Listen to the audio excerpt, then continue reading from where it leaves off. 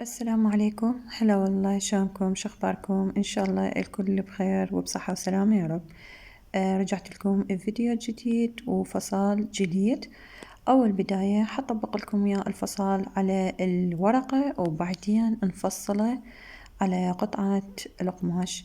عندنا هذه نعتبر الورقة، هذا الخط الأول اللي بالأعلى هذا طول القماش 3 أمتار، يعني كمية القماش 3 أمتار، أما طول القماش 180 سنتيمتر. هذه طول القماش وعرضه. نجي نطبق القماش بهذه الطريقة. حنفصل هذا الموديل اللي أمامكم. أجي أول بداية أطبق القماش اللي 3 أمتار سوا. بعد ما نطبقه بهذه الطريقة القماش، نجي نخط خط تقريبا قياسه 2 سنتيمتر. هذه 2 سنتيمتر، هذه حنتركها للسحاب يعني جهة الظهر. قلنا الفصال 3 أمتار والفصال دبل كلوش مثل ما موضح أمامكم بالصورة. أجي أطبقه بعد طبقة، حيصير عندنا 4 طبقات. نجي من الجهة المفتوحة والمغلقة اللي من الجهة اللي جاي أخط بيها، هذه ححدد حفرة الرقبة. بعد ما أخذنا 8 سنتيم وب4 سنتيم نزول الحفرة، ناخذ نزال حفرة الكتف إشقد 4 سنتيم، أما طولها 21 سنتيمتر حفرة الأبط أو حفرة الصدر. بعد ما أخذناها من حفرة الأبط، ناخذ عرض الصدر إشقد 30 سنتيمتر وننزل لحد هذا الخط 12 سنتيمتر من تحت الأبط لحد الخصر. هذه المسافة 4 سنتيم اللي تركتها من الأسفل هذه للحزام.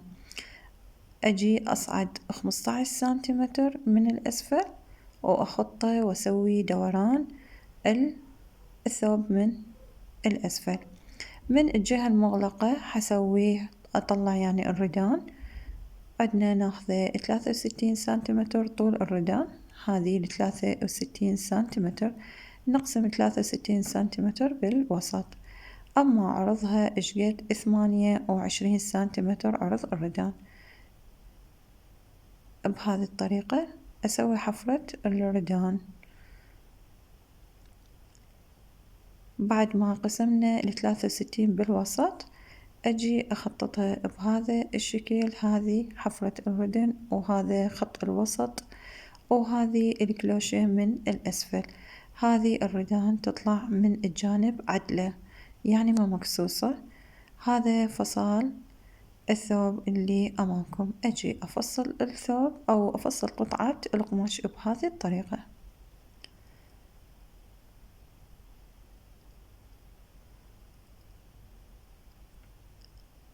هذه القطعة من الأسفل دائما أستفاد من عندها قياس العفو إحزام للثوب. هذا الخياط من الخلف أجي على حفرة الردان، أنزل بيها 1 سنتيم وأحفرها مثل ما حوضح لكم إياه على القماش. هذه قطعة الخلف وهذه قطعة الردان. أجي أحفرها من الأسفل بعد ما بينتها بهاي الطريقة. يعني فيديو مختصر أو مصغر للفائدة. هذه قطعتين من الردن. بالنسبة للقطعة الأمام من الردان، هذه أخذها 1 سنتيمتر، هذه الأمام وهذه للخلف. يعني دائما حددوها حتى تعرفون قطعة الردان من الأمام أو من الخلف، لأن لازم هذه تنحفر. هذه مكان سحابة ننزل بها 15 سنتيمتر، هذه السحاب، وهذه قطعة الخلف، أما هذه قطعة الأمام. ننزل بحفرة الصدر 10 سنتيم لأن إضافة ياخة. بهذا الشكل نحفرها حفرة دائرية بسيطة يعني. وهسه نجي نطبق الفصال مالتنا أو هذا الموديل على القماش. نزلنا 4 سنتيم، أما عرض حفرة الصدر 8. ناخذ الكتف 21 سنتيمتر، ننزل نزال حفرة الكتف 4 سنتيم، ونجي نخطه بهذه الطريقة. بعد ما أخذنا القياسات ننزل من 21 سنتيمتر، إيش قد ننزل 21 سنتيمتر حفرة الإبط. نجي ناخذ عرض الصدر. عرض الصدر دائما ناخذه 30 أو 32 حسب القياس. أنا عندي قياس 28، بس دائما أسويه 30 مع إضافة 2 سنتيم أو 3 سنتيمات حسب طلب الزبونة من عندك. ننزل من حفرة الإبط إيش قد ننزل 12 سنتيم.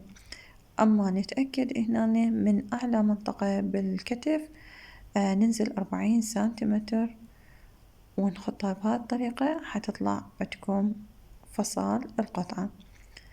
هذه حفرة الردن. عندنا هذه حسوي بنسة على الصدر فقط القطعة الأمامية. هذا خطنا الأول 12 سنتيمتر من حفرة الإبط لحد الخصر، وهذه دوران حفرة الردن أو حفرة الإبط. حصعد من حفرة الإبط إيش قد 2 سنتيمتر. شوفوا بهذه الطريقة وأخطها. ليش؟ لأن حاخذ 2 سنتيمتر من يم الخصر، حتى عندنا الخصر نفسه يرجع 12 سنتيمتر. بعد ما أخذناها بهاي الطريقة نقسم الفيتة بالوسط 12 سنتيمتر ونخط خط. ناخذ سنتيم من الجهة هذه وسنتيم من الجهة هذه ونصعد بيها بهاي الطريقة، يعني نطلع 2 سنتيمتر برا الحفرة.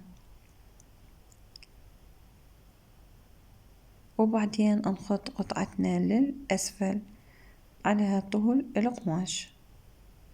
فقط هذه قطعة الصدر الأمامية. أما قطعة الظهر الخلفية نفس الفصل من عدا ألغي حفرة البنسة اللي بالصدر.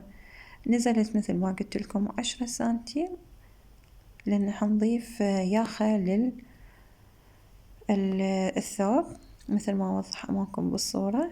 أو ننزل حفرة الإبط، ندخل 1 سنتيم ونطلع بيها بهذه الطريقة. شوف ايش قد صعدنا، صعدنا 2 سنتيم حتى ناخذ البنسة اللي بالصدر. طول البنسة دائما يصير 15 سنتيمتر من تحت الإبط لحد الصدر، يعني ثابتة 15 سنتيمتر. وأنزل بالقطعة للأسفل. هذه حصعد بيها إيش قد 15 سنتيم بعد ما قصيت من طول القماش وأخذت من عنده أحزام. عرض الحزام 10 سنتيمتر. وهذا فصلنا لليوم. نجي لقطعة الردن. عندنا الردان مثل ما قلت لكم 63 سنتيمتر، هاي طلعتها من الجانب.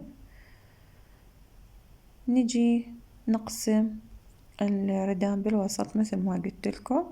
ناخذ القطعة الطول 63، أما العرض إيش قد ناخذه 26 سنتيمتر. طولها 63 والعرض إيش قد 26 سنتيمتر، لأن القياس مثل ما قلت لكم قياس أكس لارج. ننزل 12 سنتيمتر ونحدد حفرة الردن.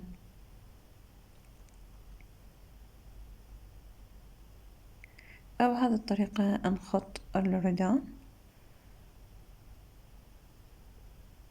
وننزل قلنا الفيتة نبدي بيها بعد ما أخذنا 63، نقسم الردان 63 بالوسط ونحدد منتصف الردن.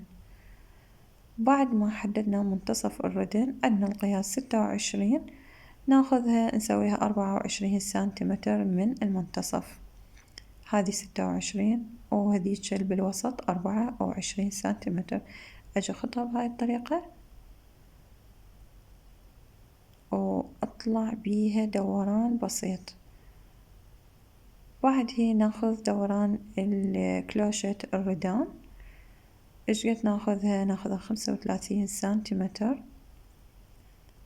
ونحدد النقطة، ونجي نخطها خط عدل من منتصف الردان.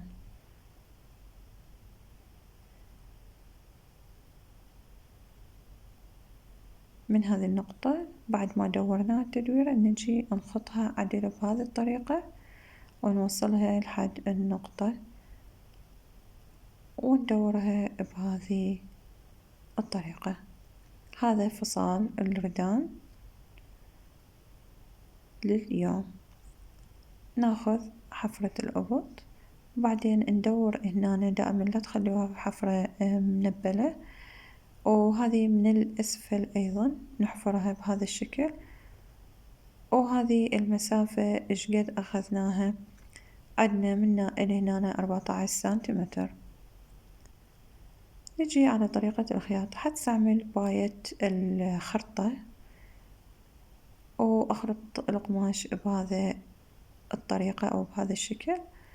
بعد ما طبقت القطعة بالوسط ونخيطها على الحافة.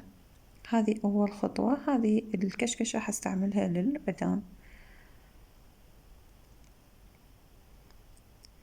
أتمنى من عندكم لا تنسون الاشتراك بالقناة وتفعيل زر الجرس ليصلكم كل شي جديد من قناتي، قناتكم قناة تبارك الرحمن للخياطة. وهسه نبدي بالخياطة.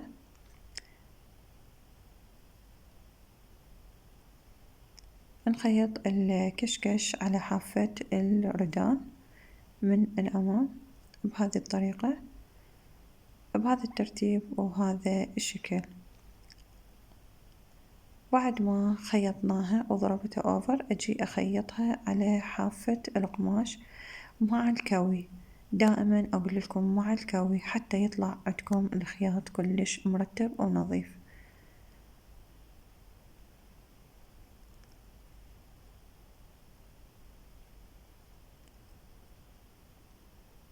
هاي هنا خيطنا الكتف بعد ما كملنا الردان. هذا الكتف الأول والكتف الثاني.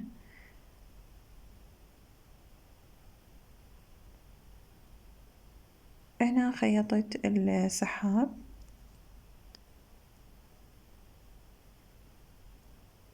وثبتت هنا الياخة. اعذروني ما فصلت لكم الياخة، بس طريقتها بسيطة، مسطرة عدلة يعني، ونجي نثبتها على الياخة على حفرة الصدر. هنا نعطي بداية تثبيته ونخيط على حافة الياخة من الوسط، يعني بهذه الطريقة على حافة الرقبة يعني، ونكمل الخياطة للآخر.